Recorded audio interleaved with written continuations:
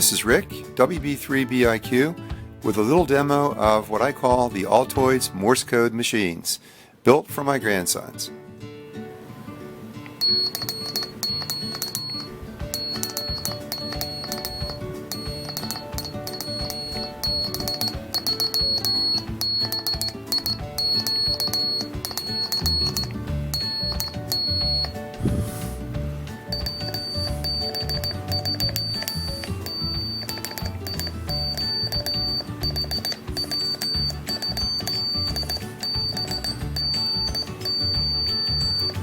There you go.